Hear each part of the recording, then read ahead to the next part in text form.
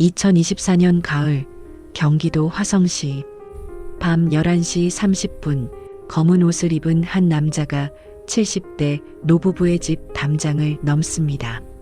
3주 동안 철저히 관찰한 끝에 침입한 강민수 45세. 그는 이미 이런 일을 수십 번 해온 전문 절도범이었습니다. 창문을 통해 침입한 민수는 집안을 뒤지기 시작합니다. 할아버지가 이상한 소리를 듣고 내려오는 순간 민수는 가방에서 철제 파이프를 꺼내듭니다. 하지만 할머니의 목소리에 할아버지는 다시 2층으로 올라갔고 민수는 유유히 현장을 빠져나갑니다. 멍청한 노인네들, 방범도 제대로 안 하면서 돈을 집에 쌓아둔다니까. 오늘 이야기는 실제 법원에서 다뤄진 사건을 재구성한 것입니다. 과연 이 범죄자의 끝은 어땠을까요? 사연 시작하기 전 구독과 좋아요를 해주시는 분들께 건강과 행운을 빌겠습니다. 밤 11시 30분 강민수는 검은색 마스크와 모자를 쓴 채 골목길을 천천히 걸었습니다. 45세의 민수는 이미 3주 전부터 이 집을 관찰해 왔습니다. 이 집에는 70대 노부부가 살고 있었습니다. 매일 밤 10시면 1층 불이 꺼지고 2층 안방에서만 불빛이 새어나왔습니다. 할머니는 무릎이 안 좋아 계단을 자주 오르내리지 못했고 할아버지는 보청기를 끼고 있었습니다. 민수는 이 모든 것을 파악하고 있었습니다. 노인네들이니까 깊이 잘 거야. 소리 질러도 잘 안 들릴 테고. 현금 보관하는 사람들은 대부분 나이 든 사람들이지. 민수는 이미 가방 안에 준비물을 챙겨왔습니다. 장갑, 손전등, 그리고 만일의 경우를 대비한 흉기까지. 이것은 우발적인 범죄가 아니었습니다. 철저히 계산된 범행이었습니다. 담장을 넘어 집 뒤편으로 이동한 민수는 이미 여러 번 확인한 2층 화장실 창문으로 향했습니다. 노부부는 환기를 위해 늘 그 창문을 조금씩 열어두었습니다. 배수관을 타고 2층으로 올라간 민수는 능숙한 솜씨로 창문 잠금 장치를 풀었습니다. 이런 일을 수십 번도 넘게 해온 그에게는 식은 죽 먹기였습니다. 창문을 열고 안으로 들어선 민수는 집안의 소리를 들었습니다. 2층 안방에서 텔레비전 소리가 희미하게 들렸습니다. 아마 노부부가 누워서 TV를 보고 있는 모양이었습니다. 완벽해. 시끄러우니까 내가 움직이는 소리도 못 들을 거야. 민수는 손전등을 켜고 1층으로 내려갔습니다. 먼저 거실을 살폈습니다. 오래된 가구들, 액자에 걸린 가족 사진들, 손주들이 그린 그림들. 하지만 민수에게 그런 것은 아무 의미가 없었습니다. 그는 오직 돈이 될 만한 것만 찾았습니다. 주방 서랍을 뒤졌습니다. 통장이 몇 개 나왔습니다. 하지만 통장은 소용없었습니다. 인터넷 뱅킹을 못하는 노인들은 대부분 현금을 집에 보관한다는 것을 민수는 알고 있었습니다. 거실 장롱을 열었습니다. 옷가지들 사이를 뒤지자 두꺼운 천주머니가 나왔습니다. 열어보니 현금 다발 10만 원권이 빼곡했습니다. 민수는 재빨리 돈을 세었습니다. 500만 원. 대박이네.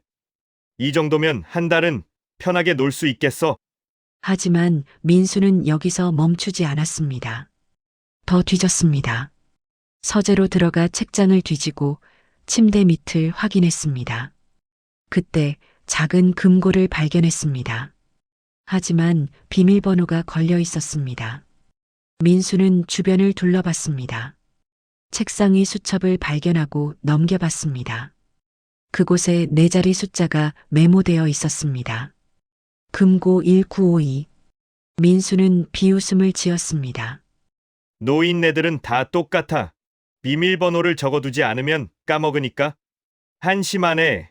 금고를 열자 안에는 더 많은 현금과 금반지, 목걸이 등 귀금속이 들어 있었습니다. 현금만 300만 원 더, 귀금속은 대충 봐도 200만 원어치는 될 것 같았습니다. 민수는 모든 것을 가방에 쓸어 담았습니다. 총 1,000만 원어치가 넘는 돈과 물건들. 그때였습니다. 계단에서 발소리가 들렸습니다. 여보, 물소리 들렸어. 1층에서 뭔 소리가? 민수는 재빨리 서재 문 뒤로 몸을 숨겼습니다. 심장이 빠르게 뛰었습니다. 하지만 두려움이 아니라 흥분 때문이었습니다. 계단을 천천히 내려오는 발소리. 할아버지가 거실 쪽으로 걸어왔습니다. 이상하네. 분명 소리가. 민수는 가방 안에서 준비해온 둔기를 꺼냈습니다. 만일 들키면 할아버지를 제압할 생각이었습니다. 할아버지가 서재 문 앞까지 왔습니다. 손을 뻗어 불을 켜려는 순간 2층에서 할머니의 목소리가 들렸습니다. 여보, 드라마 시작해요. 빨리 올라와요. 아, 네. 지금 가요. 할아버지는 고개를 갸우뚱하더니 다시 2층으로 올라갔습니다. 민수는 숨을 죽이고 기다렸습니다. 5분, 10분. 안방에서 다시 텔레비전 소리만 들렸습니다. 민수는 조용히 서재에서 나와 현관문으로 향했습니다. 현관문은 안에서는 잠금 장치를 풀기만 하면 열렸습니다. 딸깍. 문을 열고 밖으로 나온 민수는 재빨리 골목으로 사라졌습니다. 3블록 떨어진 곳에 세워둔 차에 올라타고는 유유히 사라졌습니다. 완벽해. 1,000만 원 넘게 건졌어. 이번 달은 제대로 놀 수 있겠네. 멍청한 노인네들 돈을 집에 쌓아두고 살면서 방범도 제대로 안 해? 그럼 당하는 거지. 하지만 민수는 몰랐습니다. 그 노부부가 그 돈을 모으기 위해 얼마나 힘들게 살아왔는지, 그 돈이 손주들의 대학 등록금을 위해 평생 모아둔 것인지, 민수에게 그런 것은 중요하지 않았습니다. 강민수 45세. 그는 어떻게 이런 인간이 되었을까요? 민수의 과거를 들여다보면 동정할 만한 구석이 전혀 없습니다. 20년 전 민수는 한 중소기업의 격리 직원이었습니다. 아내와 어린 딸이 있었고 월급은 적었지만 굶지는 않는 생활이었습니다. 하지만 민수는 만족하지 못했습니다. 20년 전 민수는 늘 다른 사람들을 부러워했습니다. 회사 동료가 새 차를 사면 배가 아팠습니다. 친구가 좋은 집으로 이사를 가면 질투가 났습니다. 민수는 격리 직원이었기에 회사 돈을 다룰 기회가 많았습니다. 그리고 어느 날 유혹에 넘어갔습니다. 회사 돈 500만 원을 빼돌렸습니다.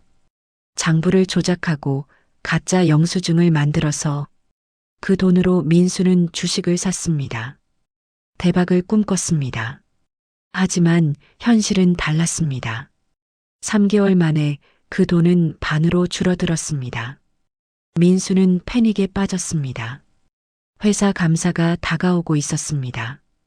들키면 횡령죄로 감옥에 가는 것은 물론 배상까지 해야 했습니다. 민수는 더 큰 범죄를 저질렀습니다. 회사 금고에서 현금 1,000만 원을 훔쳤습니다. 과장님, 금고에서 돈이 사라졌어요. 1,000만 원이 없어요. 뭐? 당장 경찰 불러. 조사 결과 민수의 짓이었습니다. CCTV에 그가 금고를 여는 모습이 찍혔고 장부 조작도 들통났습니다. 민수는 횡령과 절도 혐의로 구속되었습니다. 그의 나이 27세 때였습니다. 재판에서 민수는 징역 2년을 선고받았습니다. 당신, 어떻게 이럴 수가 있어요? 딸은요? 우리 딸은 어떡하려고요? 미안해.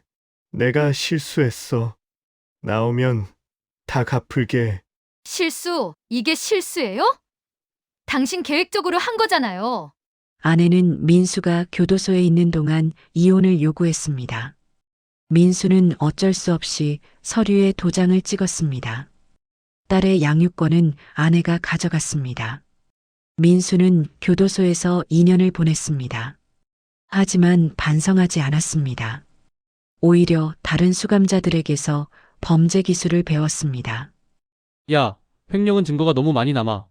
차라리 절도를 해. 빠르고 증거도 적어. 절도도 머리를 써야 돼. 노인네들 집을 노려. 그 사람들은 은행 안 믿고 집에 현금 쌓아두거든. 어떻게 들어가는데? 창문 잠금 장치 푸는 법 알려줄까? 간단해. 민수는 교도소를 범죄 학교로 만들었습니다. 출소할 때쯤에는 전문 절도범의 모든 기술을 익혔습니다. 2007년 출소. 민수는 29세가 되어 있었습니다. 하지만 정가자 신분으로는 제대로 된 일자리를 구할 수 없었습니다.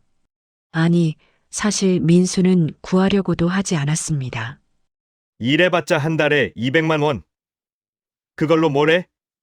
차라리 한 번에 크게 벌어야지. 일하는 건 바보들이나 하는 거야. 민수는 교도소에서 배운 기술을 활용하기 시작했습니다. 첫 번째 타깃은 독거노인이 사는 단독주택이었습니다. 80대 할머니 혼자 사는 집. 민수는 창문으로 침입해서 200만 원을 훔쳤습니다. 그 할머니는 그 돈이 사라진 후 충격으로 병을 앓았다고 합니다. 하지만 민수는 신경 쓰지 않았습니다. 두 번째, 세 번째. 민수의 범행은 계속되었습니다. 2010년 드디어 체포되었습니다. 절도 혐의 5건. 하지만 민수는 초범이라는 이유로 집행유예를 받았습니다. 법은 그에게 또 한 번 기회를 준 것입니다. 피고인에게 징역 1년 6개월, 집행유예 2년을 선고합니다. 다시는 이런 범죄를 저지르지 않기를 바랍니다. 하지만 민수는 법정 문을 나서자마자 비웃었습니다. 집행유예? 한심하네. 법이 호구는 해. 계속해도 되겠어. 민수는 집행유예 기간이 끝나자마자 다시 범행을 시작했습니다. 2012년 두 번째 체포. 이번에는 10건의 절도. 실형 1년 6개월. 2015년 세 번째 체포.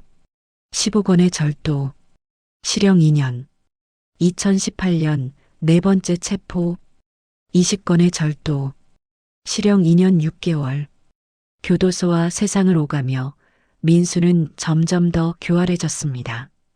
그는 범행 전의 타깃을 철저히 조사했습니다.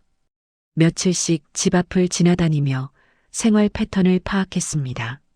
CCTV가 없는 곳을 골랐습니다. 혼자 사는 노인이나 맞벌이 부부 집을 주로 노렸습니다.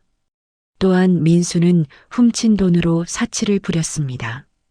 고급 술집에서 수십만 원씩 쓰고 유흥업소에서 돈을 뿌리고 도박장에서 탕진했습니다. 손님, 오늘도 오셨어요?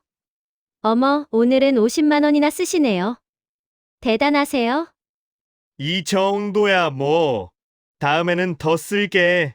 민수에게 돈은 남의 인생을 망가뜨리고 훔친 것이라는 죄책감은 전혀 없었습니다. 그저 쉽게 벌 수 있는 수단일 뿐이었습니다. 2022년 2월 5번째 출소.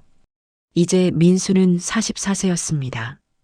그의 인생에서 거의 10년을 교도소에서 보냈습니다. 하지만 민수는 변하지 않았습니다. 아니, 더 악해졌습니다. 이번에는 좀 더 조심해서 해야지. 증거 안 남기고. 더 많이 벌어야 해. 바보들한테 뺏는 건 나쁜 게 아니야. 그놈들이 돈 관리를 못하는 거지. 그리고 민수는 누범 기간이라는 것을 알고 있었습니다. 출소 후 일정 기간 안에 다시 범죄를 저지르면 형이 더 무거워진다는 것을요. 하지만 민수는 상관하지 않았습니다. 2023년 9월부터 민수는 다시 절도를 시작했습니다. 이번에는 더 대담했습니다. 한 달에 23건씩, 때로는 일주일에 1건씩 저질렀습니다. 경기도 전역이 그의 사냥터가 되었습니다. 수원, 용인, 화성, 평택, 안산, 시흥. 피해자 수는 늘어만 갔습니다. 제 평생 모은 돈이었어요. 아이 교육비로 모아둔 돈이 다 사라졌어요. 할머니가 충격으로 쓰러지셨어요. 밤마다 악몽을 꿔요. 하지만 민수에게 그들의 고통은 아무 의미가 없었습니다. 민수는 훔친 돈 중 상당 부분을 즉시 유흥비로 탕진했습니다. 어느 날은 200만 원을 훔친 다음 날 고급 룸살롱에서 80만 원을 썼습니다. 또 어느 날은 300만 원을 훔치고 도박장에 가서 하룻밤에 150만 원을 잃었습니다. 야, 강형, 오늘은 내수 없네? 다 잃었잖아. 괜찮아. 다음 주에 또 채워올게. 바보들 집에서 쉽게 가져오면 돼. 민수에게 돈은 그저 쉽게 벌고 쉽게 쓰는 것이었습니다. 그 돈 뒤에 있는 피해자들의 눈물, 고통, 절망 같은 것은 전혀 생각하지 않았습니다. 그리고 2024년 10월 앞서 본 그 마지막 밤을 맞이하게 된 것입니다. 70대 노부부의 집에서 1,000만 원 이상을 훔친 그날 밤, 민수가 노부부의 집에서 돈을 훔친 다음 날 아침, 할아버지가 일어나 금고를 확인하려고 침실에 갔을 때 충격에 빠졌습니다. 여보, 큰일 났어. 왜 그러세요? 무슨 일이에요? 금고가 열려 있어. 돈이 다 없어졌어. 그 금속도 다 사라졌어. 뭐라고요? 아니, 어떻게? 우리 손주들 대학 등록금을 노부부는 황급히 경찰에 신고했습니다. 30분 후 경찰이 도착했습니다. 언제 발견하셨습니까? 방금요. 아침에 일어나서 확인했는데 800만 원이 사라졌어요. 금반지, 목걸이도요. CCTV는 없으신가요? 현관에 있습니다. 확인해 보세요. 경찰이 현관 CCTV를 확인했습니다. 그런데 놀라운 장면이 찍혀 있었습니다. 새벽 12시 35분경 검은 옷을 입은 남자가 현관문을 열고 나가는 모습, 그리고 그 순간 현관 센서 등이 켜지면서 남자의 얼굴이 선명하게 찍혔습니다. 얼굴이 나왔네요. 이 영상 본청으로 보내서 데이터베이스 검색해 봅시다. 1시간 후 경찰서. 검색 결과 나왔나? 네, 강민수, 45세. 절도 전과 사범입니다. 사범, 전과 기록 좀 봐. 2010년, 2012년, 2015년, 2018년. 전부 주거 침입 절도입니다. 그리고 2022년 2월에 출소했네요. 2022년 출소면 누범 기간이잖아. 이 자식 또 시작했구나. 형사들은 즉시 민수의 최근 행적을 추적하기 시작했습니다.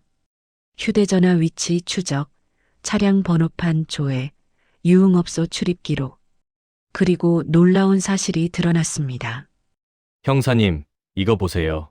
최근 1년간 경기 남부 지역에서 발생한 유사 수법 절도 사건들이 40건이 넘습니다. 40건 전부 이자의 짓일 가능성이 높아. 수법이 동일해. 야간 침입 창문 이용, 현금 위주 절취. 피해액을 합치면 3천만 원이 넘습니다.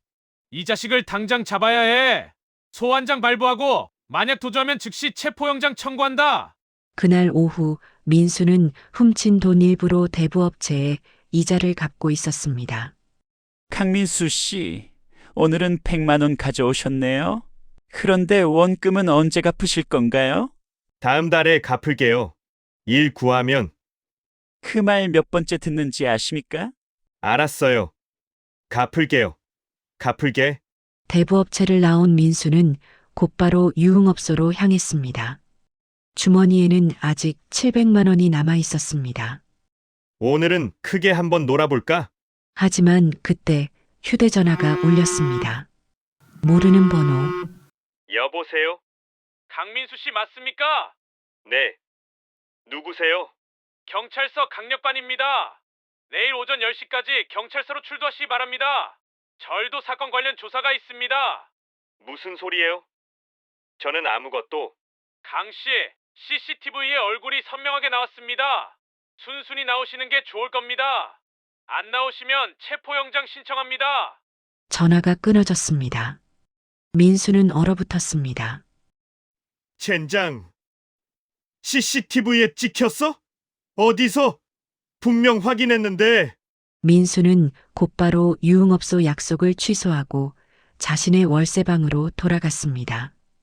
그리고 밤새 고민했습니다. 출두할까? 아니면 도망칠까? 새벽 3시 민수는 결심했습니다. 도망가자. 지금 잡히면 누범으로 최소 5년은 각오해야 해. 차라리 도망가서 어디 시골에 숨어 지내는 게 나아. 민수는 급히 짐을 쌌습니다. 남은 현금 700만 원, 옷가지 몇 벌, 신분증. 새벽 4시 민수는 차에 올라타고 서울을 벗어나기 시작했습니다. 다음 날 오전 10시 경찰서. 형사들은 민수가 나타나지 않자 즉시 움직였습니다. 안 나왔어. 도주한 거야. 당장 체포영장 청구하고 전국에 수배령 내려. 휴대전화 위치 추적 들어갔습니다. 마지막 신호는 강원도 쪽입니다. 강원도 산골로 숨으려는 거군. 당장 강원경찰청에 협조 요청해. 검문 강화하고. 그 시각 민수는 강원도 산간 지역의 한 모텔에 숨어 있었습니다. 작고 허름한 방. 민수는 침대에 앉아 뉴스를 확인했습니다. 경기 남부 지역에서 1년간 28건의 절도 사건을 저지른 혐의를 받는 40대 남성이 경찰 출두를 거부하고 도주했습니다. 경찰은 전국에 수배령을 내리고 추적에 나섰습니다. 벌써 뉴스에 나왔어. 이러면 오래 못 버텨. 민수는 휴대전화를 꺼버렸습니다. 위치 추적을 피하기 위해서였습니다. 하지만 그것은 실수였습니다. 경찰은 이미 민수의 차량 번호를 파악하고 전국의 CCTV와 블랙박스 영상을 분석하고 있었습니다. 형사님, 강민수의 차량이 어젯밤 11시경 강원도 군을 지나가는 것이 CCTV에 포착됐습니다. 좋아, 범위를 좁혀가자. 그 주변 모텔, 여관, 민박집 전부 수색해. 이틀째 민수는 모텔방에서 나가지 못하고 있었습니다. 밖에 나가면 누군가 알아볼까봐 두려웠습니다. 배가 고팠지만 편의점에 갈 수도 없었습니다. 가져온 과자와 물로 겨우 버텼습니다. 이렇게 숨어 지낼 수는 없어. 어떡하지? 사흘째 되던 날 밤 민수는 결심했습니다. 서울로 다시 가자. 큰 도시에 숨는 게 나아. 여기는 너무 한적해서 오히려 눈에 띄어. 밤 10시 민수는 모텔을 나와 차에 올랐습니다. 그리고 서울 방향으로 운전을 시작했습니다. 하지만 30분쯤 지났을 때 백미러에 불빛이 보였습니다. 경찰차? 아니었습니다. 일반 승용차였습니다. 민수는 안도의 한숨을 쉬었습니다. 하지만 10분 후 앞에 검문소가 나타났습니다. 경찰 2명이 차량을 세우고 있었습니다. 망했다. 검문이야. 민수는 심장이 터질 것 같았습니다. 하지만 이미 늦었습니다. 앞차가 검문을 받고 있었고 민수 차례가 다가왔습니다. 안녕하세요. 면허증 좀 보여주시겠습니까? 네. 여기요. 경찰이 면허증을 확인하는 순간 표정이 변했습니다. 본부, 여기 1번 검문소. 수배자 강민수 발견. 지원 요청한다. 잠깐만요. 저는 민수는 순간적으로 엑셀을 밟았습니다. 차가 급발진하며 검문소를 돌파했습니다. 정지. 도주 차량 발생. 추격한다. 민수는 어둠 속을 미친 듯이 달렸습니다. 백미러로 보니 경찰차 2대가 사이렌을 울리며 쫓아오고 있었습니다. 안 돼. 여기서 잡히면 안 돼. 산길을 내려가는 급커브. 민수는 브레이크를 밟지 못하고 그대로 커브를 돌았습니다. 타이어가 도로를 긁는 소리. 차가 중심을 잃고 흔들렸습니다. 차는 가드레일을 들이받고 멈춰섰습니다. 에어백이 터지면서 민수의 얼굴을 강타했습니다. 정신이 멍했습니다. 코에서 피가 흘렀습니다. 경찰차 2대가 민수의 차 뒤에 섰습니다. 사이렌 소리가 귀를 찢었습니다. 민수는 차 문을 열고 비틀거리며 나왔습니다. 손을 들었습니다. 경찰 4명이 권총을 겨눈 채 다가왔습니다. 엎드려! 바닥에 엎드려! 민수는 무릎을 꿇었습니다. 그리고 차가운 아스팔트에 엎드렸습니다. 경찰이 달려와 민수의 팔을 뒤로 꺾고 수갑을 채웠습니다. 강민수, 당신을 절도죄와 도주, 공무집행방해 혐의로 체포합니다. 아니에요. 저는 그냥 28건의 절도를 저지르고 경찰 출두를 거부하고 도주했는데 그냥이라고? 민수는 더 이상 아무 말도 할 수 없었습니다. 경찰은 민수를 차에 태웠습니다. 뒷좌석 수갑을 찬 채로 호송차가 출발했습니다. 경찰서로 민수는 창밖을 바라봤습니다. 어둠 속을 달리는 차, 점점 멀어지는 자유. 끝났다. 정말 끝났어. 그렇습니다. 민수의 도주는 끝났습니다. 하지만 그의 진짜 심판은 이제부터 시작이었습니다. 체포된 다음 날 민수는 경찰서 조사실에 앉아 있었습니다. 강민수 씨, 도주하다가 결국 잡혔네요. 그것도 검문소 돌파하고 추격전까지. 이제 공무집행방해까지 추가됐습니다. 저는 그냥 겁이 났어요. 그래서 겁이 났다고요? 죄를 지었으니까 겁이 난 거 아닙니까? 강 씨, 이제 솔직하게 얘기합시다. 2023년 9월부터 2024년 10월까지 당신이 저지른 절도 사건이 몇 건입니까? 잘 기억 안 나는데요. 기억 안 난다고? 우리가 파악한 것만 28건입니다. 피해액 3,200만 원. 이게 기억 안 납니까? 모르겠는데요. 훔친 돈은 어디에 썼습니까? 빚 갚고 생활비로. 거짓말 하지 마세요. 당신 유흥업소 출입 기록 다 확인했습니다. 한 달에 수백만 원씩 술값, 유흥비로 썼잖아요. 그게 제 돈인데 어디 쓰든 제 맘이죠. 제 돈? 훔친 돈이 어떻게 당신 돈이야? 아니, 그게 아니라 제 말은 강 씨, 피해자들이 얼마나 고통받는지 생각해봤습니까? 70대 노인들이 평생 모은 돈을 당신은 일주일 만에 술값으로 날렸습니다. 그건 그 사람들이 조심하지 않아서 그런 거 아니에요? 뭐라고요? 창문도 제대로 안 잠그고 CCTV도 안 달고 그러니까 당하는 거죠. 제가 안 했어도 다른 사람이 했을 겁니다. 형사들은 믿을 수 없다는 표정으로 민수를 바라봤습니다. 강 씨, 당신 지금 피해자들이 잘못했다는 겁니까? 당연하죠. 돈을 집에 쌓아두면서 방범은 엉망으로 하면 어떡합니까? 그건 도둑 들어오라는 거나 마찬가지죠. 그럼 당신이 절도를 저지른 건 피해자들 잘못이라는 겁니까? 어느 정도는 그렇죠. 저도 먹고 살아야 하는데 쉽게 가져갈 수 있게 놔두면 가져가는 거죠. 조사실에 침묵이 흘렀습니다. 형사들은 말문이 막혔습니다. 강 씨, 당신은 정말 반성이라는 게 없군요. 좋습니다. 재판에서 그대로 말해보세요. 판사님이 어떻게 판단하실지. 조사가 끝난 후 민수는 구속영장이 청구되었습니다. 판사는 도주 우려와 증거인멸 우려를 이유로 영장을 발부했습니다. 민수는 구치소 독방에 수감되었습니다.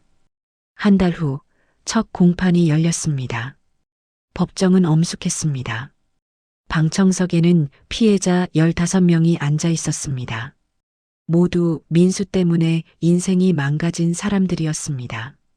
판사가 입장하자 모두 일어섰습니다. 피고인 강민수, 앞으로 나오십시오. 민수는 수갑을 찬 채로 피고인석에 섰습니다. 하지만 그의 표정에는 뉘우침이 없었습니다. 오히려 불만스러운 표정이었습니다. 피고인은 2023년 9월부터 2024년 10월까지 약 13개월간 경기도 일대에서 28건의 주거침입 절도 범행을 저질렀습니다.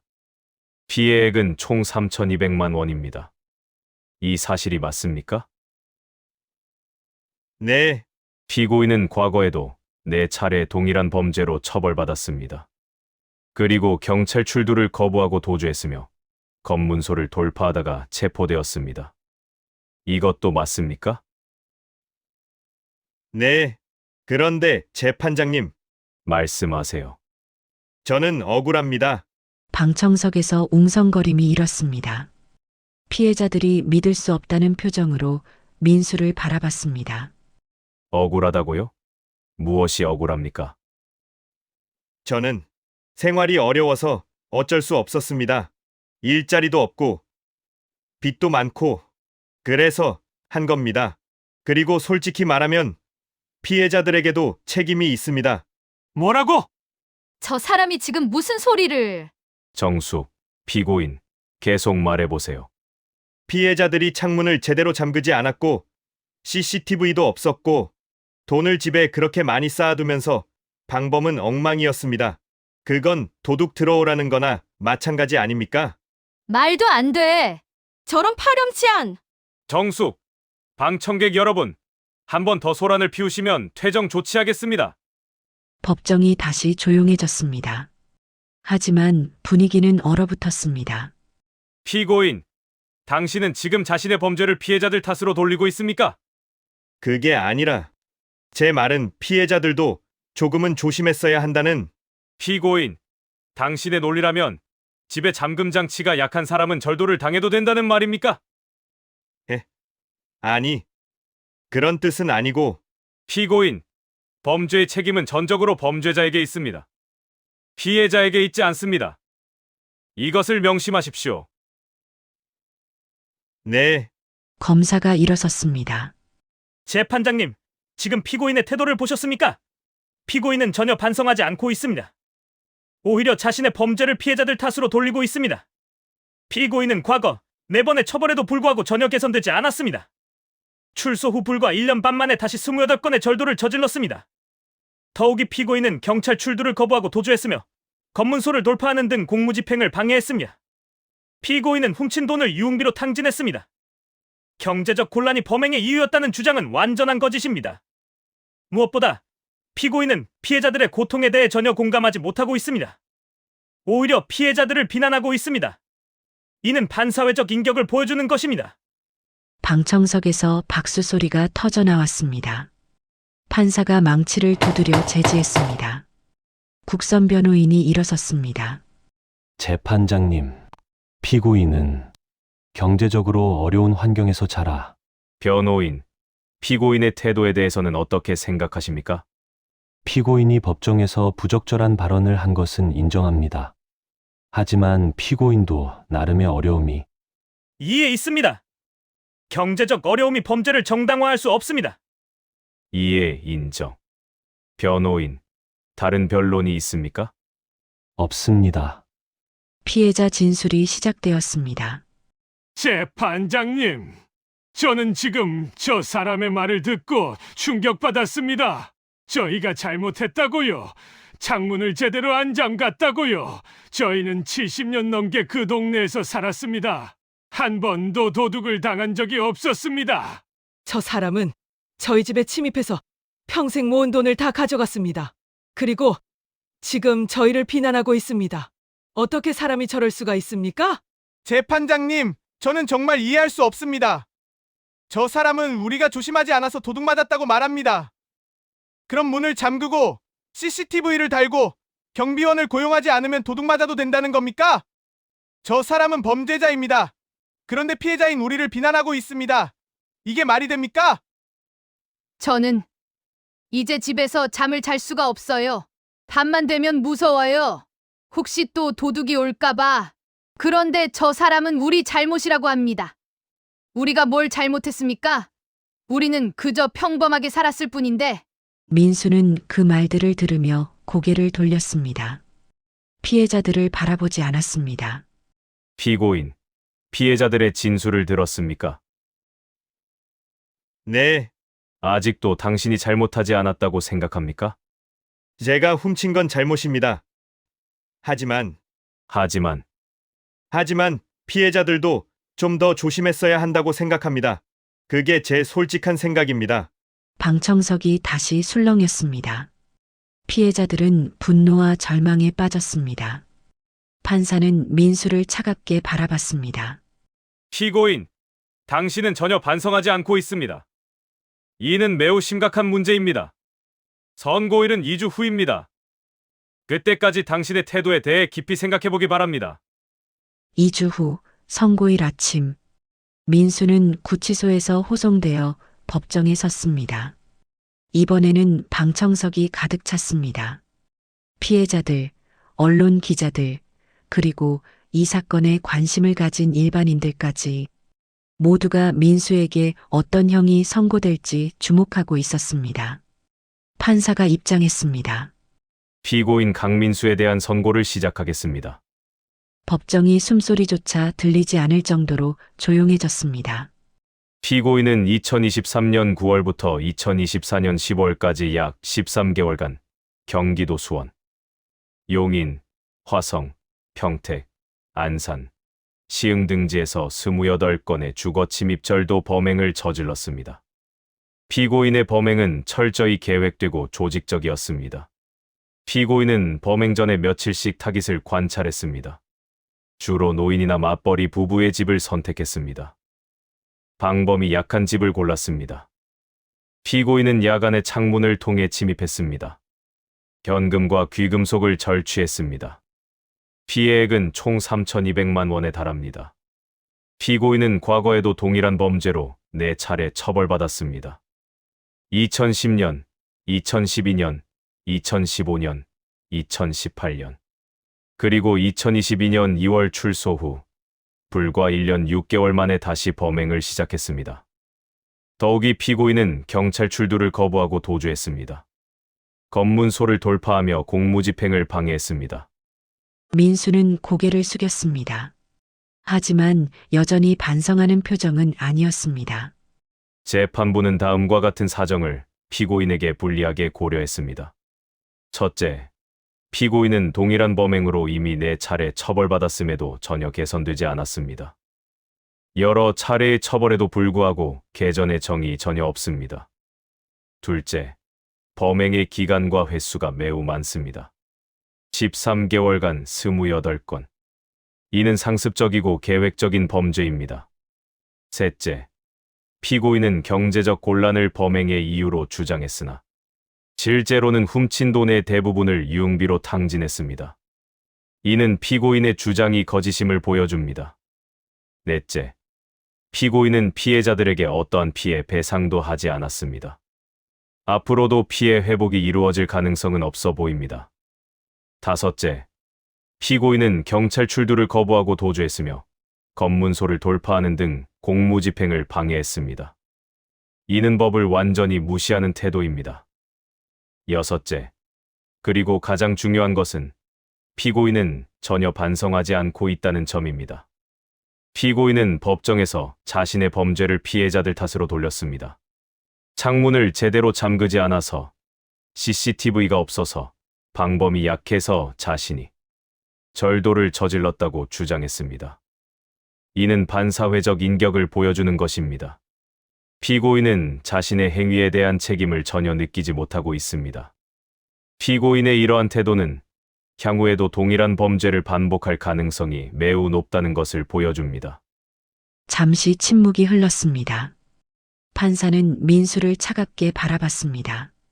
다만 피고인이 범행 사실 자체는 인정했다는 점은 유리한 정상으로 참작했습니다. 그러나 이러한 사정만으로는 피고인에 대한 엄중한 처벌의 필요성을 상쇄하기에 턱없이 부족합니다. 피고인은 4번의 기회를 받았습니다. 하지만 매번 배신했습니다. 더 이상 기회를 줄 수 없습니다. 피고인의 범죄는 단순히 재산을 훔친 것이 아닙니다. 피해자들의 안전감, 평화로운 일상, 그리고 사회의 신뢰를 파괴했습니다. 따라서 재판부는 피고인에게 다음과 같이 선고합니다. 피고인 강민수를 특정범죄가 중 처벌 등에 관한 법률 위반 절도죄 및 공무집행방해죄로 징역 6년에 처합니다. 6년. 민수는 그 순간 무릎에 힘이 풀렸습니다. 교도관이 그를 붙잡았습니다. 6년? 6년이나요? 이건 너무 심한 거 아닙니까? 피고인, 조용히 하십시오. 저는 억울합니다. 저만 나쁜 게 아니라고요. 피해자들도. 피고인, 조용히 하지 않으면 법정 모독죄로 추가 처벌하겠습니다. 민수는 입을 다물었습니다. 하지만 여전히 불만에 찬 표정이었습니다. 피고인은 상습적으로 범행을 저질렀으며 누범 기간 중에 다시 범죄를 저질렀습니다. 이는 특정범죄가 중처벌법에 해당하는 중대한 범죄입니다. 피고인의 행위는 사회에 큰 해악을 끼쳤습니다. 여러 피해자들에게 회복하기 어려운 상처를 남겼습니다. 피고인은 이미 4번의 기회를 받았지만 매번 그 기회를 저버렸습니다. 더 이상 피고인에게 관용을 베풀 수 없습니다. 피고인이 교도소에서 6년 동안 자신의 잘못을 깊이 뉘우치고 출소 후에는 절대로 다시는 범죄를 저지르지 않기를 바랍니다. 하지만 재판부는 피고인의 태도를 볼 때 그 가능성에 대해 매우 회의적입니다. 이상 선고를 마칩니다. 판사가 자리에서 일어났습니다. 민수는 서 있을 힘도 없었습니다. 교도관 2명이 그의 양팔을 잡고 일으켜 세웠습니다. 방청석에서 박수 소리가 터져 나왔습니다. 피해자들이 눈물을 흘리며 박수를 쳤습니다. 감사합니다.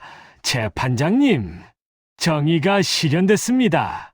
민수는 법정 밖으로 끌려갔습니다. 복도를 지나가는데 피해자들이 줄지어 서 있었습니다. 6년. 그것도 모자라. 평생 감옥에 있어야 해. 당신이 우리한테 준 고통은 6년으로 끝나지 않아. 우리는 평생 그 트라우마를 안고 살아야 한다고. 내 돈 돌려줘. 어떻게 살라고? 교도관이 민수를 제지했습니다. 조용히 해. 더 말하면 징벌 들어간다. 호송차에 올랐습니다. 차창 밖으로 세상이 보였습니다. 파란 하늘, 거리를 걷는 사람들, 자유롭게 움직이는 사람들. 민수에게는 이제 그 모든 것이 6년 동안 금지된 것들이었습니다. 6년이나 너무 심해. 내가 뭘 그렇게 잘못했다고. 호송차가 출발했습니다. 교도소로 향하는 길. 민수는 여전히 자신의 잘못을 인정하지 않고 있었습니다. 그날 오후 민수는 교도소에 수감되었습니다. 차가운 쇠문이 그의 뒤에서 닫혔습니다. 무겁고 최종적인 소리였습니다. 3평도 안 되는 좁은 방, 딱딱한 시멘트 침대, 손바닥만 한 창문. 앞으로 6년 동안 이곳이 그의 전부가 될 것이었습니다. 민수는 침대에 앉아 벽을 바라봤습니다. 내가 뭘 그렇게 잘못했다고. 6년이나 줘? 피해자들도 잘못이 있는데. 민수는 여전히 반성하지 않고 있었습니다. 여전히 자신이 피해자라고 생각하고 있었습니다. 그리고 이것이 가장 무서운 점이었습니다. 민수 같은 사람은 6년을 복역하고 나와도 또다시 범죄를 저지를 가능성이 높았습니다. 왜냐하면 자신의 잘못을 인정하지 않기 때문입니다. 한편 피해자들은 여전히 고통받고 있었습니다. 70대 노부부는 밤마다 악몽을 꿉니다. 손주들의 대학 등록금을 마련하지 못해 괴로워합니다. 40대 맞벌이 부부는 10년 동안 모은 돈을 잃고 경제적 곤란에 빠졌습니다. 그들의 딸은 여전히 밤에 혼자 잠을 자지 못합니다. 80대 할머니는 병원비 걱정에 잠을 이루지 못합니다. 그리고 집에 혼자 있는 것을 두려워합니다. 민수가 훔친 것은 단순히 돈이 아니었습니다. 그는 사람들의 안정감을, 평화를, 미래를, 희망을 훔쳤습니다. 그리고 그 대가로 민수는 자신의 인생을 잃었습니다. 6년. 하지만 피해자들의 고통은 6년으로 끝나지 않습니다. 그들은 평생 그 상처를 안고 살아갈 것입니다. 강민수 45세. 징역 6년. 특정범죄 가중처벌법 위반. 공무집행방해. 상습 절도범. 사회의 악. 반성하지 않는 범죄자. 그는 자신의 선택으로, 자신의 욕심으로, 자신의 악함으로 이 자리에 왔습니다. 그리고 끝까지 자신의 잘못을 인정하지 않았습니다. 동정의 여지는 없습니다. 용서의 가능성도 없습니다. 그는 마땅히 받아야 할 대가를 받았을 뿐입니다. 이것이 바로 악의 끝입니다. 돌이킬 수 없는 선택들, 파괴된 인생들, 그리고 끝나지 않는 고통. 범죄는 결코 해답이 아닙니다. 그것은 파멸로 가는 길일 뿐입니다. 그날 밤 교도소 독방. 민수는 작은 창문 너머를 바라봤습니다. 하지만 그의 눈에는 여전히 뉘우침이 없었습니다. 6년. 나가면 신한살이네. 그때는 더 조심해서 해야지. 증거 안 남. 민수는 여전히 변하지 않았습니다. 그리고 이것이 가장 비극적인 결말이었습니다. 악은 끝나지 않았습니다. 다만 잠시 갇혀 있을 뿐이었습니다. 여러분은 이 사건에 대해 어떻게 생각하십니까? 징역 6년이라는 형량은 적절했을까요? 아니면 너무 가볍거나 무거웠을까요? 그리고 끝까지 반성하지 않는 범죄자를 어떻게 대해야 할까요? 댓글로 여러분들의 생각을 들려주세요.